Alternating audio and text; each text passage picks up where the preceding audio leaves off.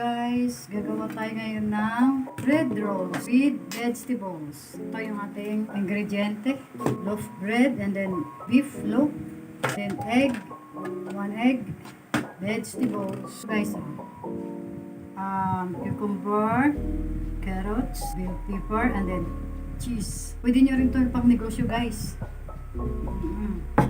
Ganito lang gawin natin guys ha. Ito na yung babasagin na natin yung ating egg dito sa isang lalagyan. Ito guys basagin natin yung egg dyan. Pwede nyo lagyan ng chili powder. Yan, kung gusto nyo. Or itong ating white pepper. Yan.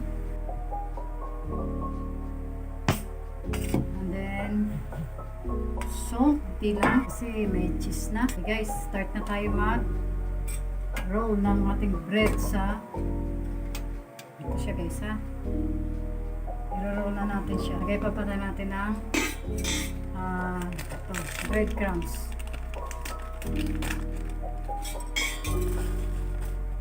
Haluin na natin ang ating pwede nyo ito pang negosyo guys. Nabibinta to ng isang roll bread na to ay 20 pesos. Ito guys, malinis to. Dito natin i-roll yung ating bread. White container. Malinis to guys. Don't worry. And then, yung aking hands, malinis din. Ito guys ha. Yung iba hindi na tinatanggalan ng ganito. Nasa sa inyo na kung tatanggalan nyo or hindi. Sa akin kasi hindi na. Huwag na natin tanggalan. Ipa-flat nyo lang ng gano'n. Yung aking rolling pin ay nasaan. Hindi ko nakahanda. Ipa-flat nyo lang ng gano'n guys. Kahit sa mga paalat nyo lang. Basta malinis yung ating kamay. Yan. And then, lalagyan na natin ang meatloaf. Yan. Kamay na natin para okay. Pero make sure na malinis ang ating kamay. And then, pwede rin na ganito na lang, and then cheese, ganun, kunyari. Kasi meron din bata, ayaw talaga ng kahit anong gawin, uto-uto. Ito na siya, ibabalot natin, napisat. Yan. Igugulong muna natin dito sa ating egg. Yan, para dumikit yung breadcrumbs. Yan, and then breadcrumbs. Ito siya guys. Yung example natin.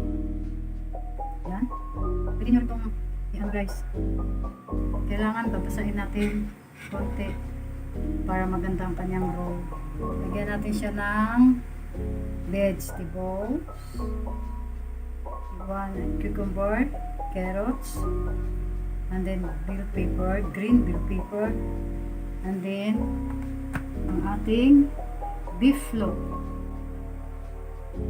Then cheese. Ganyan lang guys ha. Tahan lang. Yung iba nilalagyan pa ng toothpick. Ako hindi na guys kasi didikit naman yan. May egg naman eh. Kakatakot kasi minsan yung toothpick nakakalimutan tanggalin na nagluluto. Tapos kawawa naman yung makakain. Pwede nyo ito ibinta ng 20 pesos. Ito siya. Ipiprito natin yan sa nagbabagang mantika. Okay guys. Plat lang. Plat, plat, plat. Sausaw sa egg. Para maganda ang pagkaroon niya. 1 carrots. And then cucumber. And then green bell pepper. 1 slice of this one. Beef loaf. Okay. And then roll BTR. Yan, ganyan guys. Sausaw naman uli sa egg. And then, sausaw sa cucumber. I know, sa, ano mo tawag dito? Breadcrumbs. Ito guys. Uli. Yan yung mantika natin. Sobrang mainit guys ha. Tapos, pag mainit na siya, hinaan nyo na yung apoy para hindi masunog itong breadcrumbs natin. Kasi madaling masunog yan eh. Sausaw. And then, cucumber.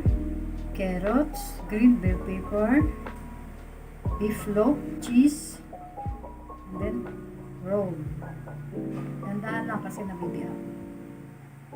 Okay? And then, sausaw uli sa egg. And then, sausaw uli sa breadcrumbs. Yan lang. Ulit-ulit lang, guys. Ayan na yung ating mantika, guys, sa mahinang apoy. Mahinang-mahina lang, ha. Huwag masyadong malakas. Una, lalakasan natin bago mahina na. Ano po siya? Sinalang na natin sa mahinang-mahinang apoy. Ayan na.